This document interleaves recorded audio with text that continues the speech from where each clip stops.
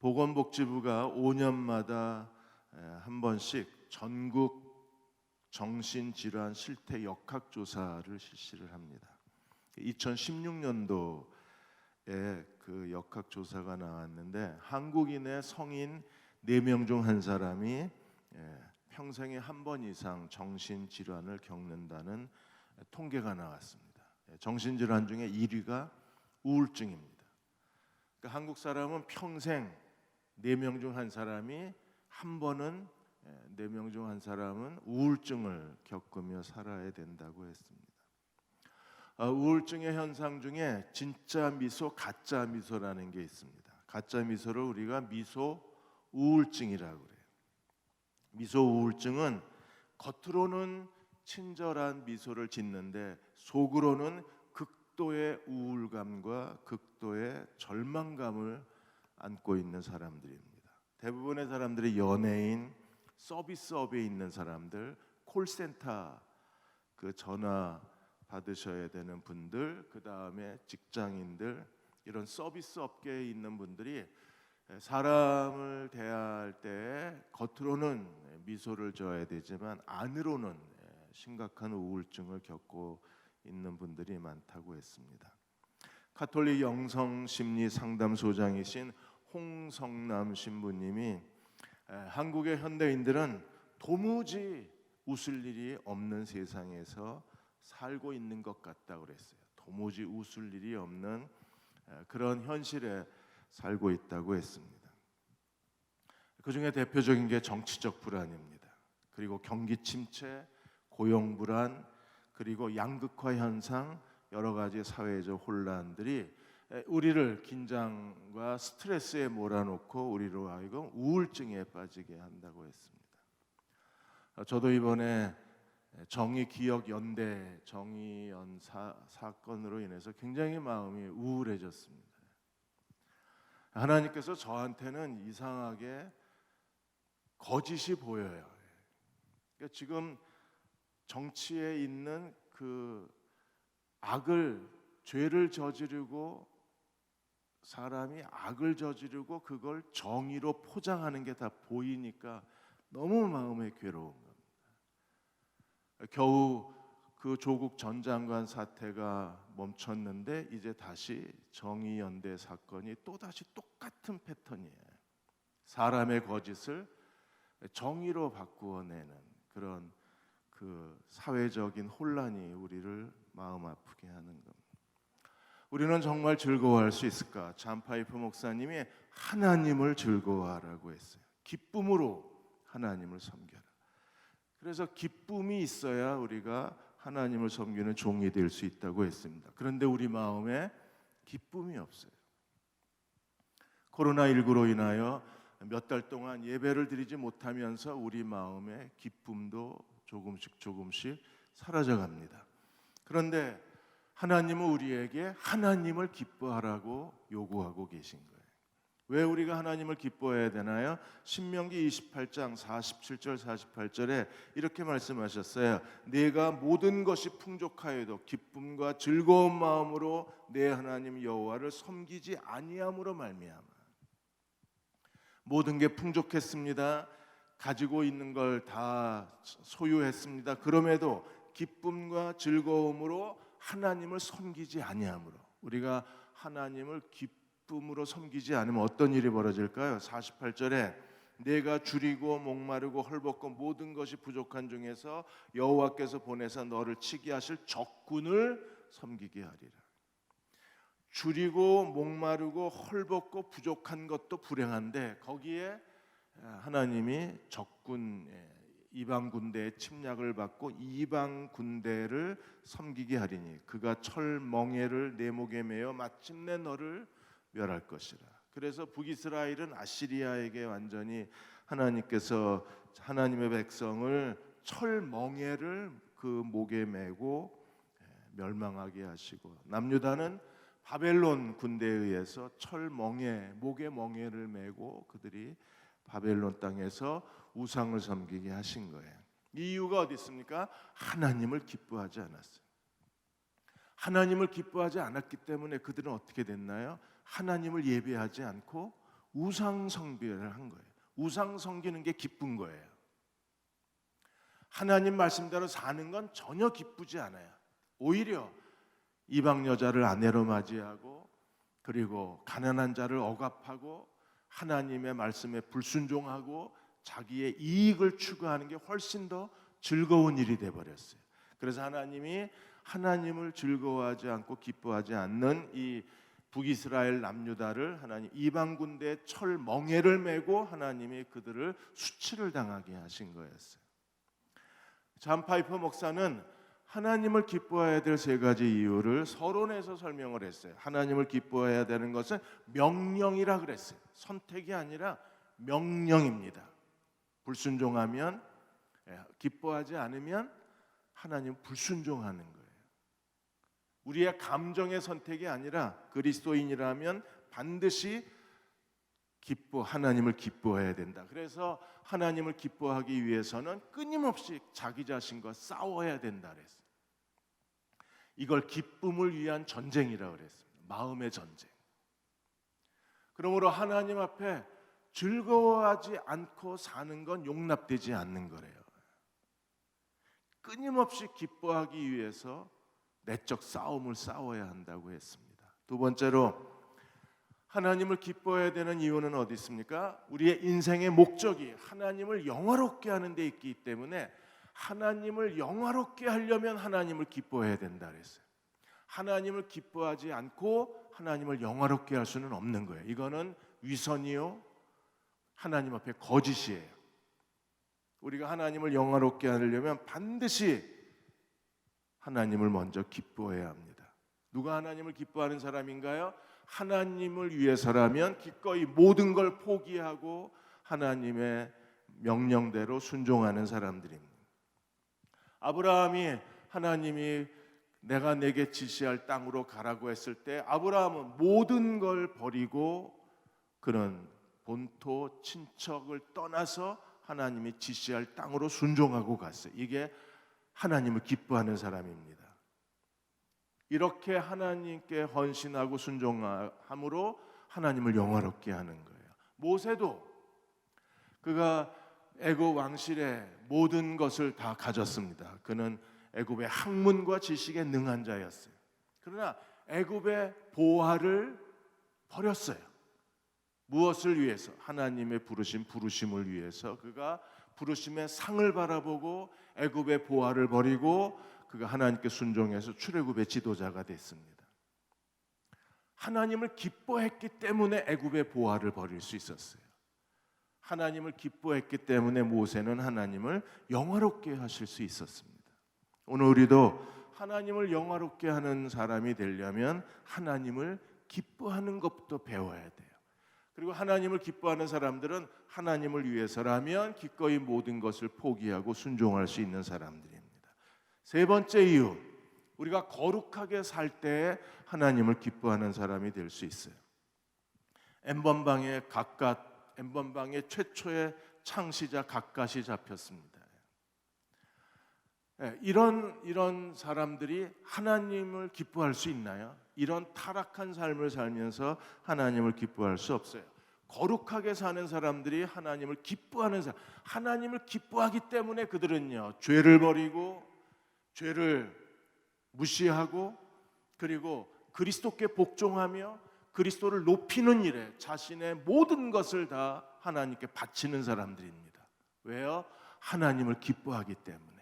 그들은 하나님을 사랑하고 하나님을 즐거워하기 때문에 기꺼이 자기 자신을 그리스도와 함께 십자가에 못 박고 낮아질 대로 낮아져서 겸손해지고 세상 찌꺼기와 만물의 찌꺼기와 세상의 웃음거리가 되어도 그리스도를 위하여 기꺼이 충성을 다하는 사람들은 어떤 사람들입니까? 그 마음에 하나님의 기쁨이 넘치는 사람들이에요. 잔 파이퍼는 1장에서 우리가 하나님을 기뻐하는 사람이 되려면 어떻게 해야 되는가? 우리가 먼저 예수 그리스도로 말미암아 구원받은 사람이 되어야만 하나님을 기뻐할 수 있다고 가르쳤어요. 왜 하나님을 기뻐하지 못하는가? 우리가 예수 그리스도로 말미암아 그 죄로부터 용서받고 완전히 회심해서 그리스도에게 복종하지 않는 한 우리는 하나님을 기뻐하는 사람이 될 수 없어요. 그래서 모두 5가지를 우리에게 가르쳤습니다. 진정한 예수 그리스도를 믿음으로 회개하고 거듭난 사람들만이 하나님을 기뻐할 수 있어요. 첫째로 하나님을 기뻐해야 되는 하나님의 말씀에 대해서 설명하셨습니다. 하나님을 기뻐하는 것은 모든 그리스도인의 의무예요. 구원받았다면 하나님을 기뻐할 수 있어요. 빌립보서 4장 4절에 바울은 빌립보 교회에 이렇게 말했습니다. 주 안에서 항상 기뻐하라. 내가 다시 말하노니 기뻐하라. 구원받으셨습니까? 그리스도가 내 안에 계신가요? 그렇다면 우리는 기뻐할 수 있어요. 이 기쁨은 인간의 노력이나 인간이 만들어낸 어떤 산물이 아니에요. 기쁨은 오직 하나님이 우리에게 선물로 주시는 겁니다. 누구를 통해서요? 예수 그리스도를 통해서 주시는 거예요. 오늘 시편 32편 11절에 너희 의인들아 여호와를 기뻐하며 즐거워할지어다. 누가 여호와를 기뻐하고 즐거워해요? 의인들아. 의인들은 누굽니까? 그리스도를 믿고 구원받은 사람들이에요. 의인들아 여호와를 기뻐하고 즐거워할지어다. 마음이 정직한 너희들아 다 즐거이 외칠지어다. 누가 마음이 정직한 사람입니까? 회개하고 구원받은 사람입니다. 오늘 본문의 37장 4절에 다시 이렇게 기도했습니다. 또 여호와를 기뻐하라. 저가 내 마음의 소원을 내게 이루어 주시리로다. 하나님을 기뻐하는 사람들의 소원은 하나님이 기뻐하시는 뜻이에요. 그의 소원이 하나님의 뜻입니다. 그의 소원이 하나님의 기쁨입니다. 그러므로 여호와를 기뻐하는 사람들의 마음의 소원을 누가 이루어 주세요? 하나님이 내게 이루어 주시리로다 약속해 주셨어요. 매튜 헨리가 이렇게 말했습니다. 우리의 모든 생각은 하나님의 기쁨으로 가득 차 있어야 된다고 했어요. 구원받은 사람이라면 우리의 모든 생각이 하나님의 기쁨으로 채워져 있어야 된대요. 그래서 하나님이 기뻐하시는 일이라면 우리는요 기꺼이 순종하고 하나님을 기쁘게 하실 수만 있다면 우리는 기꺼이 모든 걸 포기하고 그리스도께 헌신할 수 있는 거예요. 그래서 우리 생각에 내 기쁨이 아니라 하나님의 기쁨이 채워져 있어야 돼요.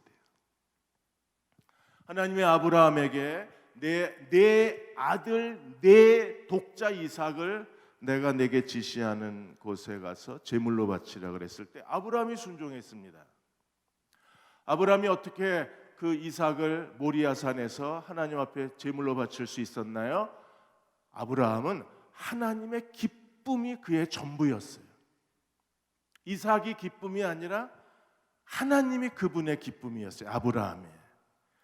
그래서 하나님을 기쁘게 하기 위해서 하나님께 순종하기 위해서라면 내 독자 내 아들 이삭이라도 하나님께 바칠 수 있는 거예요. 왜요? 하나님이 그의 전부였기 때문에. 그리스도인이라면 항상 우리의 삶의 첫 번째가 하나님이 기뻐하시는 거였어요. 어떤 결정을 하셔도 좋아요. 어떻게 여러분이 선택을 하셔도 좋습니다. 그러나 중요한 것은 나의 이 결정을 하나님이 기뻐하실까를 항상 생각해야 돼요. 그게 그리스도인의 생각이에요. 12명의 정탐꾼이 40일 동안 가나안 땅을 정탐하고 돌아왔어요. 10명은요 그 땅이 적과 꿀이 흐르는 땅이라는 걸 인정하면서도 그 땅을 악평을 했습니다. 그리고 뭐라고 그랬어요? 하나님이 우리를 죽이려고 한다고 그랬습니다.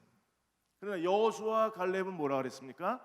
여호와가 우리를 기뻐하시면 우리가 능히 그 땅을 취할 수 있으리라. 그들은 우리의 밥이라. 여호와가 그 땅을 우리에게 주시리라. 그래서 여호수아와 갈렙의 생각은 뭐였어요? 여호와가 기뻐하시면. 나머지 10명은요 하나님의 기쁨은 아무 상관이 없었어요. 그들은 그냥 그 가나안 거인 족속 앞에 네피림 앞에 그냥 메뚜기 같은 존재라고 생각이 든 거예요. 이게 메뚜기 신드롬이잖아요. 하나님은 보이지도 않는 거예요. 우리도 정말 구원받은 사람이라면 하나님의 기쁨이 우리 생각을 채워야 돼요. 가득 채워서 우리의 모든 결정, 우리의 모든 행동, 우리의 모든 삶의 방향이 그분의 기쁨을 구하는 삶이어야만 합니다. 근데 왜 그렇게 하지 못하나요? 두 번째, 우리가 하나님 앞에 죄인이기 때문에 그렇습니다. 우리가 죄인이기 때문에 죄는 하나님의 기쁨을 구할 수 없어요. 로마서 3장 23절에 모든 사람이 죄를 범하였으니 어디에 도달하지 못해요? 어디에 성적 미달입니까? 하나님의 영광에 절대로 갈 수 없는 사람들, 출입 금지된 사람은 누구예요? 죄인들입니다. 죄는 하나님과 우리 사이를 무너뜨리는 거예요. 하나님과 우리 사이를 분리시켜요. 하나님께서 우리의 기도를 응답하지 못하는 여러 가지 이유 중에 하나가 무엇입니까? 죄가 너와 나 사이를 가로막았다고 말씀하셨잖아요. 그게 죄의 본성입니다. 인간은요, 죄인입니다. 우리가 구원받기 전에 우리는 죄성을 가진 죄인들인 거예요. 그 죄인은 하나님을 대적합니다. 하나님께 불순종합니다. 하나님과 원수가 된 사람들입니다. 하나님을 기쁘시게 할 수 없는 사람입니다. 그러므로 죄 가운데 있는 사람은 절대로 하나님을 기쁘시게 할 수가 없어요. 우리가 하나님을 기쁘게 하는 사람이 되려면 이 죄로부터 용서받고 이 죄에서 해방되어져서 하나님의 자녀가 돼야만 우리는 하나님을 기뻐하는 사람이 될 수가 있습니다. 다 회개하셨나요? 회심하셨습니까? 그리스도로 말미암아 용서를 받으셨나요? 그리고 성령이 우리 안에 내주하신 걸 믿으십니까? 이 성령님을 통해서 성령의 능력으로만 우리가 이 죄성에서 벗어나서 하나님의 기쁨을 구하는 믿음의 사람이 될 수 있는 거예요. 죄가 가져오는 그 인간의 본성이 바로 육에 속한 사람이 되는 겁니다. 죄는 우리를 육에 속한 사람으로 만들고 육에 속한 사람은 하나님을 기쁘시게 할 수 없는 거예요. 고린도전서 2장 14절에 이 육에 속한 사람에 대해서 이렇게 얘기했습니다. 육에 속한 사람은 하나님의 성령의 일들을 받지 아니하나니 이는 그것들이 그들에게는 어리석게 보이니, 육에 속한 사람에게 하나님의 일을 다 어리석게 보여요.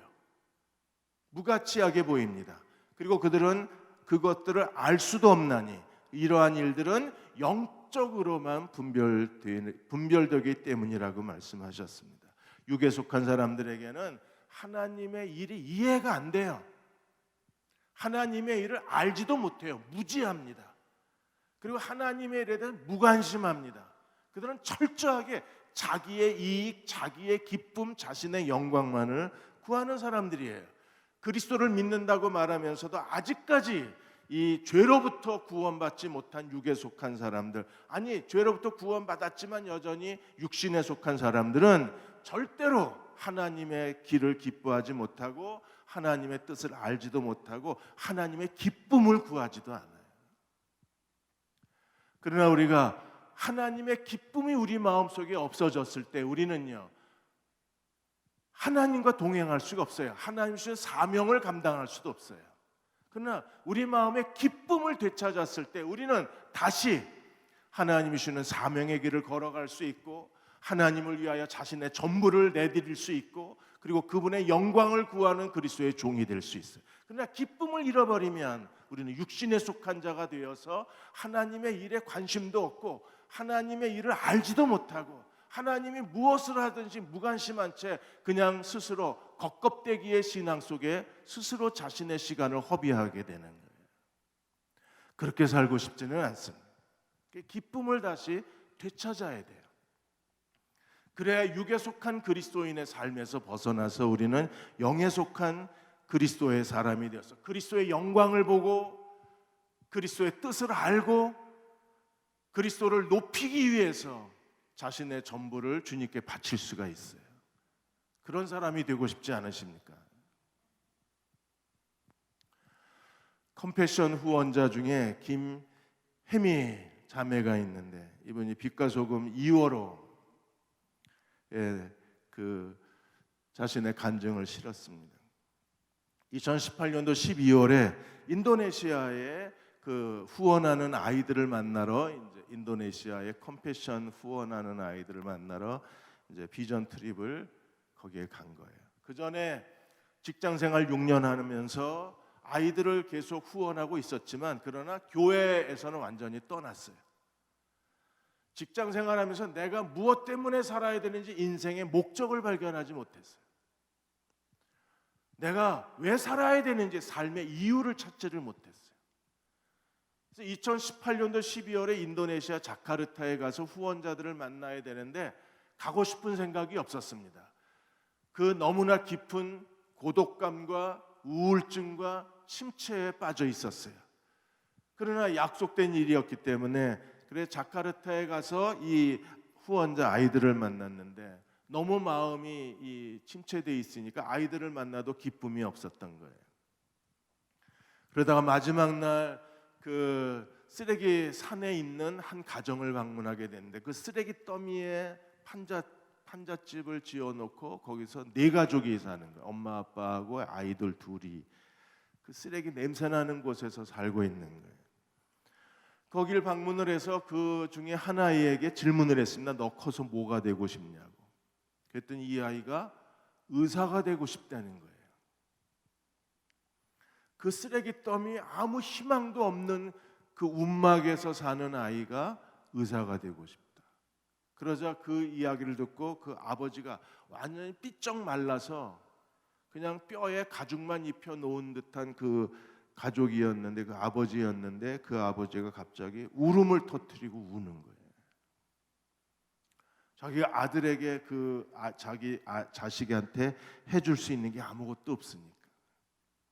그 모습을 보고 이 김혜미 자매도 울음이 터진 겁니다. 그리고 그날 밤에 이제 자기가 후원하는 아이들을 만났는데 아이들이 아니라 벌써 아이들이 어떤 아이들은 직장을 다니고 있고 어떤 그 아이는 이제 막 결혼을 한 아이도 있었습니다. 그 아이들을 만나는 순간에 다시 기쁨을 되찾았어요. 기쁨을 잃어버리자 교회도 떠났어요. 기쁨을 잃어버리자 왜 사는지 몰랐어요. 기쁨을 잃어버리자 자기가 하는 모든 일이 귀찮고 싫었어요. 기쁨을 잃어버리자 사람을 만나는 것도 싫었어요. 그러다가 이 아이들, 그 움막에 사는 아이 그리고 후원하는 아이들을 보는 순간에 하나님이 그 마음에 잃어버렸던 기쁨을 다시 되찾아 준 거예요. 기쁨을 다시 되찾자 주님이 보였어요. 그리고 교회를 다시 다니기 시작하고 믿음이 다시 회복이 된 겁니다. 구원받지 못한 사람들은, 죄 가운데 있는 사람들은 육신에 속한 사람들. 우리가 그리스도를 따르다가 실망하고 낙심해서 주저앉으면 육신에 속한 자가 되어서 하나님께 대하여 철저하게 무관심하고 냉랭한 아주 식어버린 영혼의 사람이 되어버려요. 다시 기쁨을 되찾아야만 우리는 그리스도를 위해서 스스로 자원하고 자발적으로 주님께 헌신하는 영에 속한 사람이 될 수 있는 거예요. 하나님이 오늘 우리에게 기쁨을 다시 되찾아 주시기를 주의 이름으로 축원합니다. 세 번째 중요한 사실이 있어요. 우리가 죄는 육신에 속한 자가 되고 육신에 속한 자는 하나님께 대하여 죽은 자입니다. 하나님께 대해서 죽었어요. 여러분, 죽은 자는요 모든 감각이 없는 사람이에요. 죽은 자는 밟아도 아프다는 소리를 못합니다. 추워도 춥다고 말하지 못해요. 병원의 영안실에 그 시체 안치실에 누워 있는 분들을 보십시오. 거기가 영상 3도에서 5도 사이랍니다. 벌거벗고 놔도 춥다 소리 안 합니다. 3일씩 누워놔도 배고프다는 소리를 안 해요. 왜요? 죽었기 때문에 그래서. 죄는 육신에 속한 자로 만들고 죄는 우리를 하나님께 대하여 죽은 자로 만들어요. 에베소서 2장 4절 5절에서 이렇게 말합니다. 긍휼이 풍성하신 하나님이 우리를 사랑하신 그 큰 사랑을 인하여 허물로 죽은 우리를 그리스도와 함께 살리셨고 너희가 은혜로 구원을 받은 것이라. 죽은 우리를 다시 살리신 것이 하나님의 구원입니다. 하나님께 대하여 죽은 자예요. 그래서 그들은요 하나님을 기뻐할 수가 없어요. 하나님을 사랑할 수도 없어요. 하나님을 예배할 수도 없어요.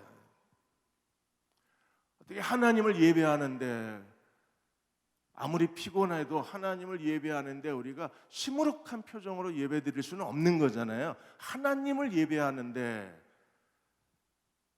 우리가 그냥 흩어진 그 모습으로 그냥 아무렇게나 앉아서 그렇게 무례한 그 모습으로 하나님을 예배할 수는 없잖아요. 그러나 죄는 우리를 하나님께 대해서 그렇게 우리의 태도가 흩어지게 만들어요. 왜요? 하나님께 죽어 있기 때문에 그렇게 예배드려도 죄책감도 없어요. 그렇게 예배드리면서 하나님을 두려워하지도 않아요. 그렇게 예배드리면서 빨리 예배 시간이 끝나기를 바라지, 그 예배 시간이 내가 그렇게 앉아 있다는 거에 대해서 어떤 자책감도 없는 거예요. 왜요? 죽어서 그래요. 죽어서. 그리스도를 느낄 수 있으려면 살아나야 돼요.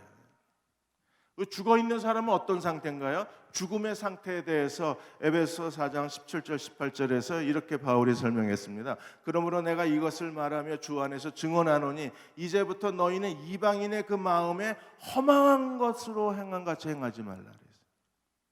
죄인은 이방인입니다. 그들은요, 마음의 허망함으로 행하는 사람이에요. 그들의 생각엔 그리스도가 없어요. 그들의 눈앞에 하나님을 두려워함이 없어요. 그들은 하나님을 인식하지도 못해요. 하나님을 사랑한다고 고백하지도 못해요.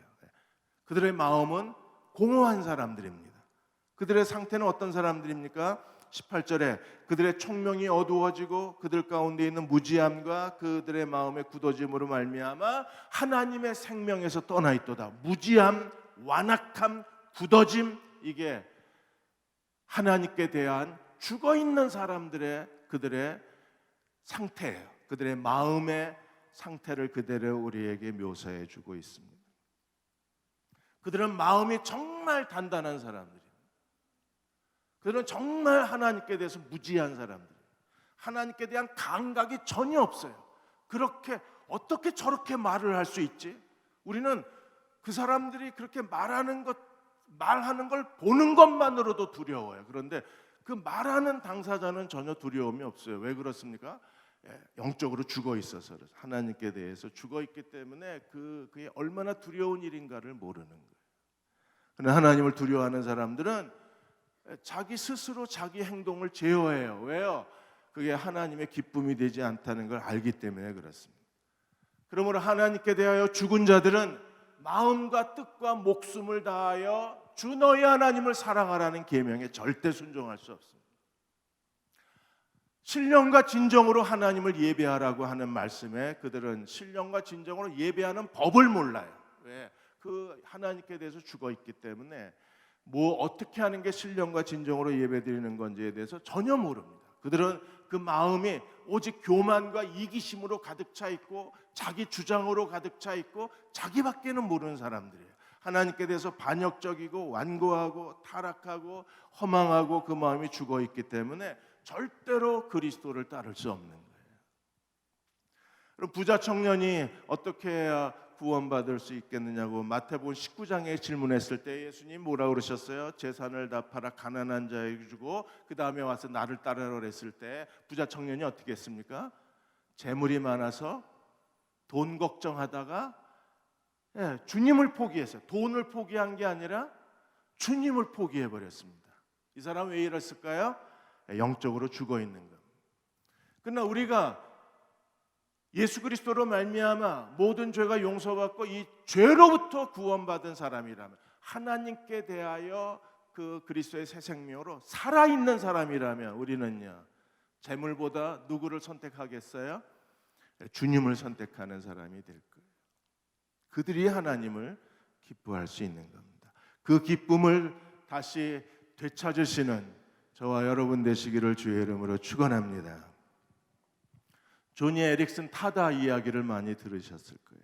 조니 에릭슨 타다는 승마와 수영을 좋아했던 그 평범한 그 자매였었는데, 여자아이였었는데 1967년도에 17살에 한 해변에서 다이빙을 하다가 목뼈가 부러집니다. 그 수면이 얕았는데 그냥 그 수면이 얕은 거를 알지 못하고 그냥 멋지게 다이빙을 하다가 그대로 목표가 부러져서 어깨 이하에 완전히 다 전신마비가 돼요. 17살. 전신마비가 돼서 누군가의 도움이 없이는 밥을 먹을 수도 없고 누군가의 도움이 없이는 세수할 수도 없고 양치질도 못하고 누군가가 돕지 않으면 일어나 앉을 수도 없는 그 절망의 비참한 삶 속에서 3년 동안 소리를 지르고 죽여달라고 소리 지르고 3년 동안 사람들을 거부하고 부모를 정말 힘들게 했습니다.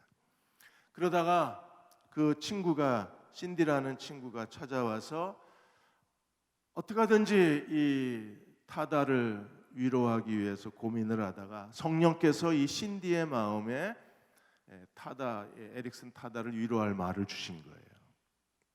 예수님은 너의 마음을 알고 계셔. 왜냐하면 예수님도 너처럼 몸을 움직일 수 없는 고통을 받으셨거든. 그러자 에릭슨 타다가 예수님이 자기처럼 몸을 움직일 수 없는 그런 고통을 자기처럼 당했다는 말에 어떻게 하셨는데, 그래서 끌려가셔서 로마 군인들에게 40대가 넘는 채찍질을 당하시고, 그리고 십자가에 매달리셨을 때 예수님이 어떻게 하든 몸을 움직이고 싶었지만 십자가에 매달린 그 죄수들은 몸을 움직이고 싶어도 움직일 수가 없잖아요. 팔다리를 다 못으로 박아놨으니까. 그래서 주님은 누구보다도 너의 그 마음, 그 고통을 잘 알고 계셔 하는 순간에 에릭슨 타다의 눈이 열린 거예요. 그리고 주님을 만났습니다. 타다가 그 자신의 책에서 이렇게 얘기합니다. 신디의 그 말 한마디가 내 인생을 바꾸었다. 예수님의 사랑이 내게 다가왔다. 그날 나는 하나님을 만났다. 그리고 완전히 에릭슨 타다가, 조니 에릭슨 타다가 그리스도의 사랑 앞에 무릎을 꿇습니다. 그리고 하나님이 새로운 인생을 주신 거예요. 그래서 입에 붓을 물고 그림을 그리는 화가가 됩니다.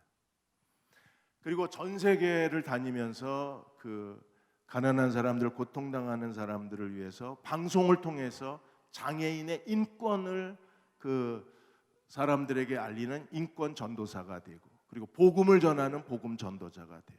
그리고 이 에릭슨이 쓴 책이 32권이나 써요. 그리고 1979년도에 이 존이라는 이 조니 에릭슨 타다의 일대기가 영화로 만들어져서 많은 사람들에게 큰 위로를 주었어요. 조니 에릭슨 타다가 제일 좋아하는 성경에 나오는 사람이 38년 된 병자입니다. 38년 된 병자가 실로암 목가에서 누워만 있었어요. 38년을. 에릭슨 타다는 주님의 다시 오심을 기다립니다. 다시 부활의 날을 기다립니다. 부활의 날이 됐을 때 자기가 사고를 당한 17살 사고 당하기 전으로 돌아갈 수 있기 때문에 신령한 몸으로 다시 부활됐을 때 자기 발로 뛰어다니며 예수님을 찬양하고 예수님과 함께 춤을 출 그날을 기다리는 거예요. 이 조니 에릭슨 타다의 영혼 속에는 오직 하나님의 기쁨만 가득 찹니다. 나중에 결혼하고 유방암 판정을 받는데 유방암도 믿음으로 이겨내요. 오직 그분의 삶에는 하나님의 기쁨이 가득했습니다. 그게 어떻게 가능해요? 하나님을 만났어요. 십자가에 죽으신 예수 그리스도를 만났어요. 그분의 사랑 앞에 무릎을 꿇었기 때문에 가능합니다. 그래서 잔 파이퍼는 네 번째 사실을 우리에게 알려줘요. 네 번째 사실은 우리가 예수 그리스도 앞에 진정으로 회심한 사람인가, 성령으로 거듭난 사람인가를 묻고 있습니다. 사랑하는 여러분, 성령으로 거듭나셨습니까? 예수 그리스도를 믿음으로 다시 태어나신 걸 믿으십니까? 하나님이 우리를 이 세상에 보내심 받은 자라는 사실을 믿으십니까? 요한복음 6장 44절에 나를 보내신 아버지께서 이끌지 아니하시면 아무도 내게 올 수 없으니 오는 그를 내가 마지막 날에 다시 살리리라. 아버지께서 보내신 자마다 그리스도에게 온다 그랬어요. 주님께 온 사람은 어떤 사람입니까? 예수 그리스도를 믿음으로 말미암아 거듭난 사람들입니다. 거듭난 사람들의 특징이 뭐예요? 눈이 열려져서 예수 그리스도의 영광을 본 사람들입니다. 그래서 그들은요, 예수님이 인생의 가장 큰 보물이 되는 사람이에요. 주님이 나의 전부가 되는 사람이에요. 내가 살아도 주를 위하여, 죽어도 주를 위하여 죽나니 사나 죽으나 나는 주님의 것이다 고백하는 사람이 누굽니까? 거듭난 사람들이에요. 성령으로 거듭난 사람들만이 오직 그리스도 앞에 무릎을 꿇고 사나 죽으나 내가 그리스도의 것이라고 고백할 수 있는 사람이 되는 거예요. 12제자 가운데 예수님을 팔아버린 가룟 유다, 가룟 유다가 예수님을 팔았을 때 몸값이 얼마입니까? 은 30개. 그 당시에 노아의 한 사람의 팔려가는 몸값이 은 30개. 유다의 눈에는요, 예수님이 그냥 노예의 몸값으로 보인 거예요. 예수님의 그 영광스러운 하나님의 아들의 가치를 은 30개, 가격 책정이 은 30개. 그래서 예수님을 팔아넘긴 거예요. 그 유다의 눈에는 예수님은 그냥 팔아도 되는 사람이에요. 그래서 예수님을 팔아버린 거예요. 나중에 후회하고 스스로 자결하긴 했지만 그 당시에는 사단이 그 속에 들어가자, 사단이 유다 속에 들어가자 유다가 계산할 때 예수님은요, 그냥 그 정도 가격표를 매기면 적당한 사람이라고 생각을 했어요. 자기의 스승인데 3년을 쫓아다녔는데 그 예수님을 팔아넘기는데 그냥 은 30개로 충분하다고 생각을 한 거예요. 왜 이래요? 그게 거듭나지 못한 사람들은 그리스도의 진정한 가치를 모르는 거예요. 그러나 거듭난 사람들은, 예수님을 인격적으로 만난 사람들은요, 바울처럼 그가 예수 믿는 사람들을 다 감옥에 보내고 죽이고 집을 다 불태우고 예수 믿는 사람들을 진멸했던 사울이 빛 가운데 계신 그리스도를 만나서 거듭나자마자 그가 어떻게 됐어요? 그리스도를 위하여 자기 목숨을 기꺼이 제물로 바쳤어요. 그 사람이 하나님을 기뻐할 수 있는 사람, 그리스도를 기뻐할 수 있는 사람. 만나셨습니까? 그 그리스도의 사랑에 굴복하셨나요? 그분에 대한 기쁨이 남아 있습니까? 그 기쁨이 있으면 이 코로나19로 인하여 예배가, 온라인 예배가 3개월, 30개월이 지나도 괜찮아요. 그 사람은요. 그 마음에 주님께 대한 기쁨이 있기 때문에 3년을 온라인으로 예배드리는 그 예배가 멈춘 상황에서도 그는 여전히 하나님을 기뻐할 수 있어요. 어떤 자리에서도 신령과 진정으로 하나님을 예배할 수 있어요. 어떻게 그게 가능합니까? 그 안에 그리스도, 그분이 그리스도의 영광을 봤기 때문에 그게 가능한 거예요. 마지막 5번째, 그러므로 회개하라는 거예요. 회개한 사람만이 구원받은 사람이 되고 하나님의 기쁨을 아는 사람이 된다고 했습니다. 사도행전 2장 37절 38절에 그 3,000명의 사람이 베드로의 말을 듣고 마음에 찔렸습니다. 우리가 어찌할꼬? 그들이 사도들에게 질문을 했어요. 그래서 38절에 베드로가 뭐라고 말했습니까? 너희가 회개하여 각각 예수 그리스도의 이름으로 침례를 받고 죄사함을 받으라. 그리하면 성령을 선물로 받으니. 회개하라. 그래요. 회개는요, 돌아서는 거잖아요. 돌아서는 사람에게는 구원받기 전 과거가 있고 구원받은 후 현재가 있어요. 구원받기 전에 우리는 하나님을 대적하는 사람이에요. 하나님을 무시하는 사람이었어요. 하나님과 원수였어요. 하나님을 싫어했던 사람이었어요. 그러나 이제 회개하고 구원받은 이후에 우리는요, 성령이 우리 안에 내주하시고 그리스도가 우리 안에 계심으로 말미암아 우리는요, 하나님을 사랑합니다. 하나님을 즐거워합니다. 하나님을 기뻐합니다. 그리고 하나님의 영광만을 구합니다. 회개하셨나요? 그러니까 과거의 삶이 있고, 과거에 우리는 그리스도의 십자가가 어리석어 보였지만 이제는요 예수 그리스도의 십자가로 말미암아 구원받은 사람이 된 것을 기뻐하고 그리스도를 위해서 자신의 모든 것을 드리기를 기뻐합니다. 우리의 가장 큰 괴로움이 뭔가요? 저는 점점 나이가 들어가면서 점점 괴로운 게 있습니다. 이제 하나님을 섬길 수 있는 시간이 없다는 사실이 너무나 괴롭습니다. 지금까지 별로 한 것도 없는데 하나님 앞에 그냥 허수아비처럼 모든 시간이 지나버린 것 같아요. 이제 시간이 없어요. 마지막 남은 생애를 어떻게 하나님께 드릴 수 있을까? 노후에 어떻게 살까? 그건 아무 관심이 없습니다. 그냥 길거리에서 노숙자처럼 살다가 그냥 굶어 죽어도 저는 상관이 없어요. 그건 부끄러운 일이 아닙니다. 정말 부끄러운 것은 내가 주님을 위해서 지금 무언가를 할 수 없다는 게 부끄러운 거예요. 우리 안에 하나님의 기쁨이 다시 되살아나기를 축원합니다. 그리고 기쁨의 지배를 받는 기쁨의 사람들이 되시기를 축원합니다. 그럴 때 우리는 끊임없이 하나님의 기쁨을 구하게 돼 있어요. 몸부림치게 돼 있어요. 절망하듯이 찾게 돼 있어요. 모든 걸 다 바쳐서라도 이루고 싶은 하나님의 일을 찾아야만 돼요. 그리고 그것을 하나님께 드려야만 합니다. 그것을 찾고 하나님께 드리는 저와 여러분이 되시기를 주의 이름으로 축원합니다.